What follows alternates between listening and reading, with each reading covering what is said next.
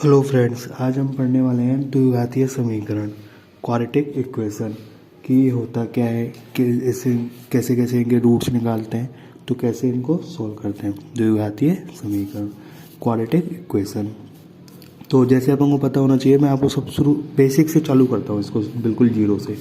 जैसे अपने पास कोई भी इक्वेशन दी है a0 x की power n plus a1 x की power n minus one plus a2 x की power n minus two that that that dash, ये चलेगा n तक a n बराबर 0।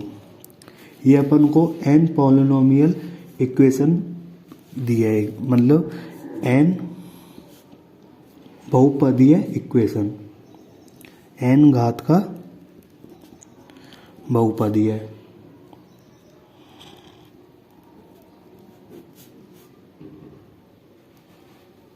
बहुपदीय को पॉलिनोमियल भी बोलते हैं, पॉलिनोमियल इक्वेशन। तो अपन को ये क्या दिया है, a0 x की power n plus a1 x की power n minus one plus a2 x की power n minus two that that dash an बराबर 0। तो ये दिया है n घात का बहुपदीय इक्वेशन, पॉलिनोमियल इक्वेशन दिया हुआ है। अब अपन को देखना है, जैसे अपन को एक एग्जाम्पल लेके देखते हैं। ax प्लस बी बराबर 0, ये बराबर है बराबर 0। तो अपन को चेक करना है कि कितने घात का पॉलिनोमियल है। ये ax मल्टीप्लाई में है, ax प्लस बी बराबर 0। तो अपन को पहचानना है कितने घात का पॉलिनोमियल, ये तो n घात का है। अब इसमें हाईएस्ट पावर ऑफ x देखना है, तो x की हाईएस्ट पावर ऑफ कितनी है, 1। तो 1 एक घात का पॉलिनोमियल बहुपदी है। तो एक घात का, अब एक घात का बहुपदी को क्या बोलते हैं, बहुपदी को रेखिक बहुपदी भी बोलते हैं। रेखिक इक्वेशन, रेखिक बहुपदी नहीं, रेखिक इक्वेशन को रेखिक इक्वेशन कहते हैं। ये आपको हो गया ax plus B, highest power of x, x की हाईएस्ट पावर कितनी है, 1। तो ये हो गया एक घात का बहुपदी है। अब आगे चलते हैं, जैसे ax square plus bx plus c बराबर 0। तो ये क्या है, x की हाईएस्ट पावर कितनी है, 2। तो ये क्या हो गया, दो घात का पॉलिनोमियल।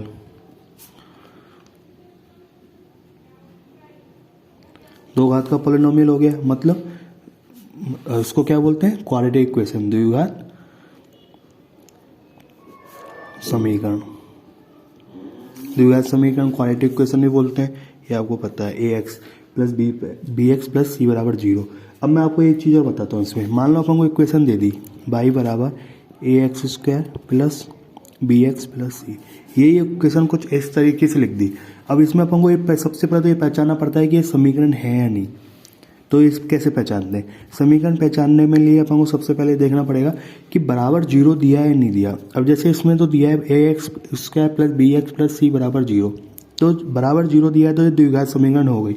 लेकिन ये किसी अननोन के बराबर दे दिया, 0 के बराबर नहीं दिया। तो ये इसमें चाहे 2 है, x की पावर हाईएस्ट पावर कितनी है, 2। तो दो घात का पॉलिनोमियल द्विघात समीकरण। तो ये द्विघात समीकरण नहीं है, ये क्या है, द्विघातीय व्यंजक। ये द्विघातीय व्यंजक, इसको बोलते हैं पॉलिनोमियल एक्सप्रेशन, द्विघातीय व्यंजक। कि y बराबर ax square plus b x plus c दिया है, तो द्विघातीय व्यंजक हो गया है। अब जैसे आगे देखते हैं, मान लो इक्वेशन दे दी है ax cube plus b x square plus c x plus d बराबर 0। x की हाईएस्ट पावर कितनी है, 3। हाईएस्ट पावर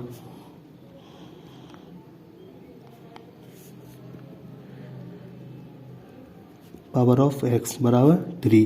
तो त्रिघात का पॉलिनोमियल हो गया। त्रिघात के पॉलिनोमियल को बोलते हैं, क्या बोलते हैं, क्यूबिक इक्वेशन है।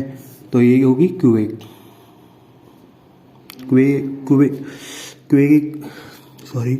मतलब ये हो गया त्रिघात का पॉलिनोमियल, क्यूबिक इक्वेशन। अब आगे दे दिया जैसे एक और ax की पावर 4 प्लस, अब मान लो ये x क्यूब नहीं दिया, bx स्क्वायर दे दिया सीधा, plus c x plus d बराबर 0 दे दिया। तो अपन को ये मतलब नहीं है कि इसमें x पावर 3 है या नहीं, ये नहीं देखना अपन को। तो ये देखना है कि हाईएस्ट पावर ऑफ x कितना है। तो हाईएस्ट पावर ऑफ x की पावर कितनी है, 4। तो x power highest power of कितनी है, 4।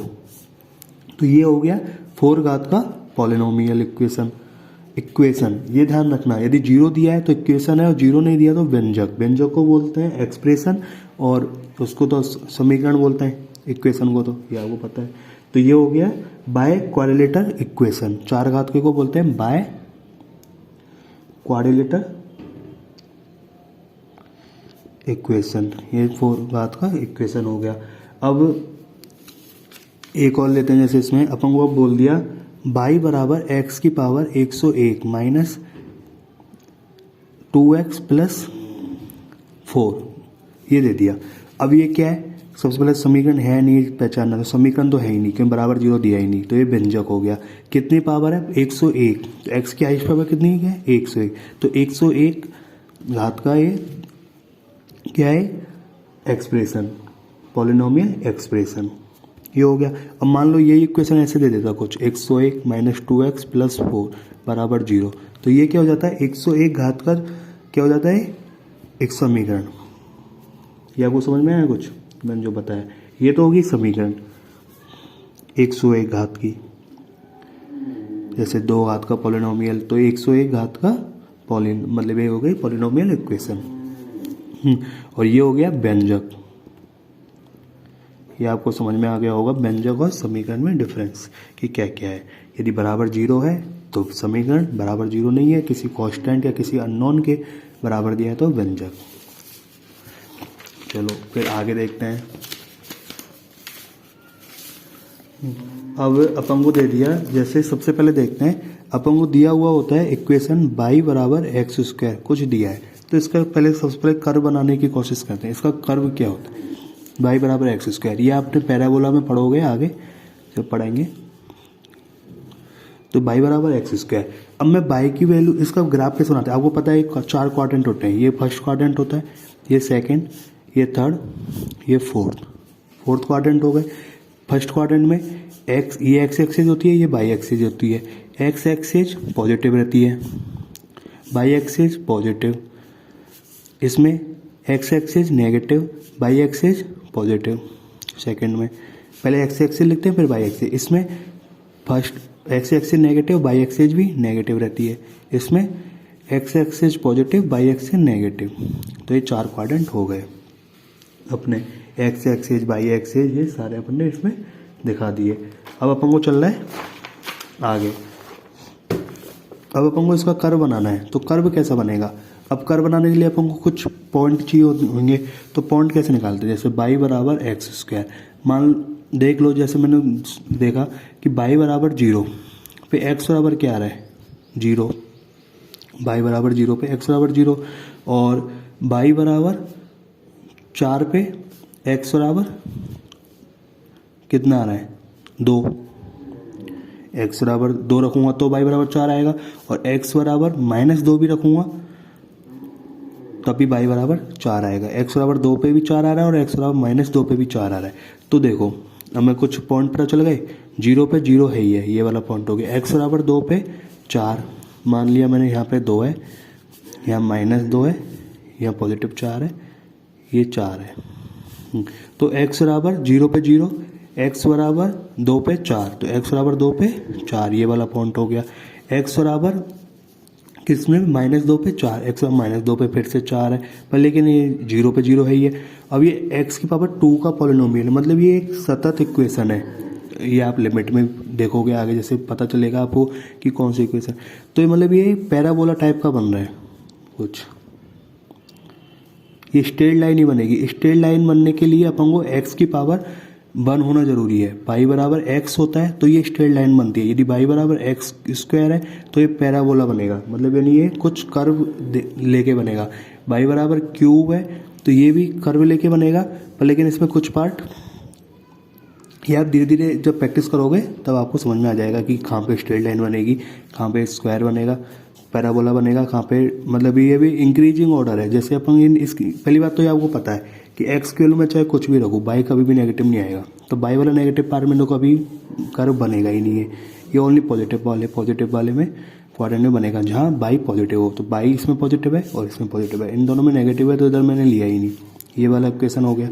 चलो एक और एग्जाम्पल देखते हैं ऐसे। बाई बराबर एक्स स्क्वायर प्लस 1 ये दे दिया जैसे कुछ, तो इसका कर्व कैसे बनेगा, बाई बराबर एक्स स्क्वायर प्लस 1 का।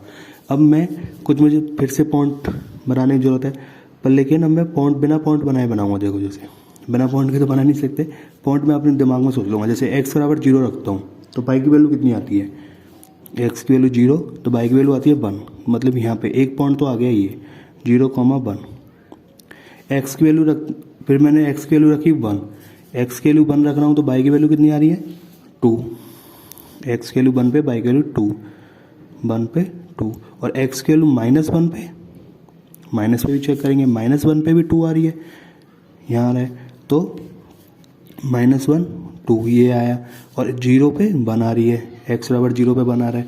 फिर और चलूँगा तो और एक्स बराबर 2 पे 4 1 5 यहाँ पे पहुँच गया, एक्स बराबर -2 पे भी 5 यहाँ पहुँच गया, तो कर्व ये कुछ ऐसा बन गया, कुछ ऐसा बन गया कर्व। ये एक्स एक्सिस है, ये वाई एक्सिस है। तो कर्व कुछ ऐसा बन गया है पैराबोला पर, लेकिन इस ओरिजिन ये है 0 0, तो ये शिफ्ट हो गया कुछ, कितना पे हो गया 1, एक शिफ्ट हो गया। क्यों, क्योंकि ये +1 है, यदि +2 होता तो +2 शिफ्ट हो जाता। ये एक्स एक्सिस साइड है, एक्स एक्सिस में प्लस हो रहा है तो बाई की साइड शिफ्ट हुआ है, यदि ये बाई में प्लस होता तो एक्स एक्सिस साइड शिफ्ट होता, ये ध्यान रखना। जैसे एक और एग्जाम्पल लेते हैं, बाई बराबर -(x²), ये कुछ कर्व दे दिया, तो इसका कर्व क्या बनेगा। अब बाई बराबर x² का तो कब बनना था ऊपर, अब ये माइनस है तो आपको पता है एक्स की वैल्यू आप चाहे कुछ भी रखो, पॉजिटिव रखो चाहे नेगेटिव रखो, बाई हमेशा पॉजिटिव नेगेटिव आएगा। क्यों, क्योंकि अंदर वाली पॉजिटिव देगा बाहर नेगेटिव आएगा, और 0 0 पे ओरिजिन पे 0 पे 0 दे रहा है। बस आप ये पॉइंट निकालो फर्स्ट, 0 और 0 है या नहीं, 0 पे 0 दे रहा है, अब ये नेगेटिव वैल्यू देगा, तो ये कर्व बन गया कुछ ऐसा, ये एक्स एक्सिस ये बाई एक्सिस, तो ये हो गया अपना कर्व। अब आगे अपन चलो अब एक चीज़ और देखते हैं, बाई बराबर (x-(x²) का तो ये कर्व हो गया। अब अपन देखते हैं इक्वेशन, मतलब क्वेश्चन दिया है बाई बराबर (x² - 3x + 2), ये अपन को कुछ एक व्यंजक दिया है, अब इक्वेशन नहीं दी है क्योंकि बराबर 0 नहीं है, व्यंजक है मतलब यानी एक्सप्रेशन। तो ये अपन इसके अब देखते हैं, इसके पहले फैक्टर कर लेते हैं, कुछ फैक्टर हो रहे हैं या नहीं हो रहे। तो इसके फैक्टर हो रहे (x² - 2x - x + 2), मैं आपको बताऊंगा आगे कैसे कैसे मैंने फैक्टर किए। तो x - 2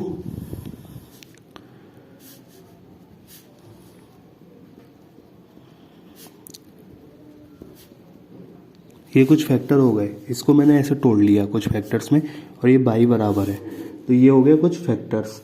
अब मुझे इसका कुछ कर्व बनाना है कि इसका कर्व कैसे बनेगा, बाई बराबर (x² - 3x + 2) का कर्व बनाना है।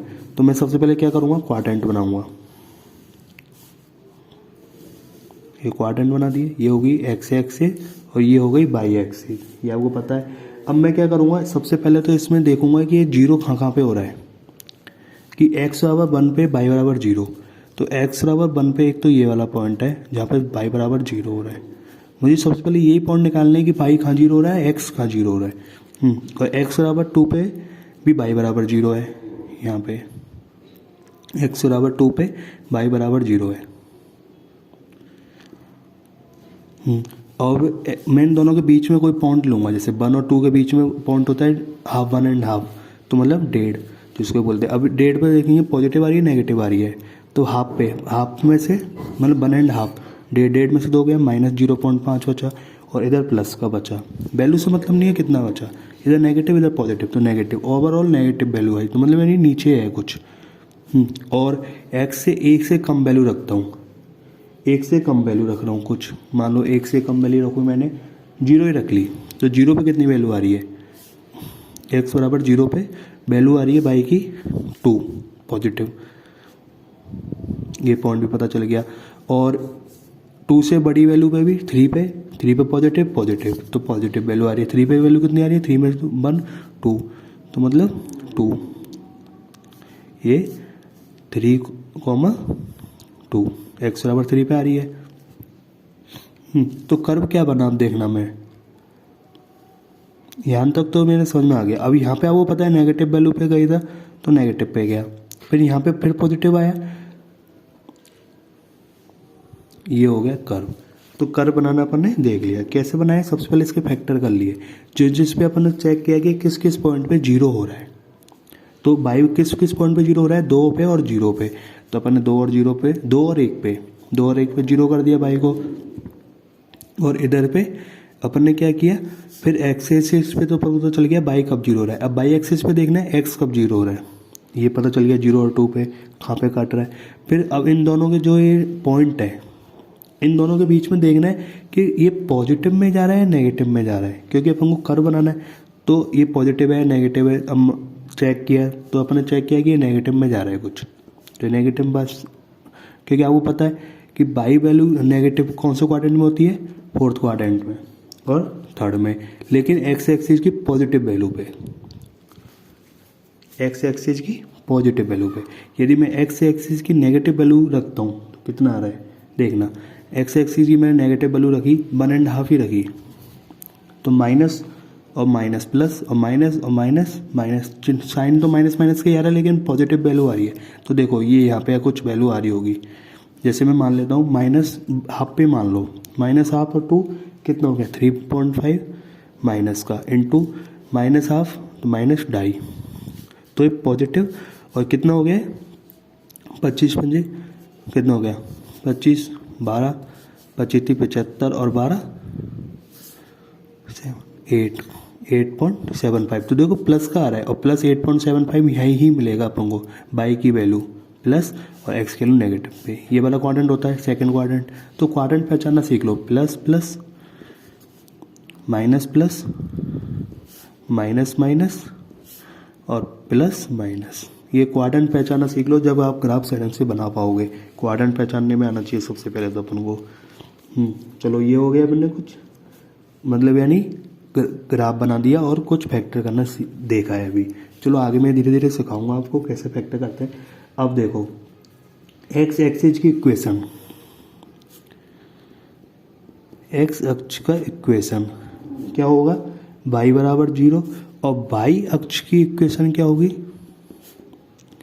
x बराबर 0।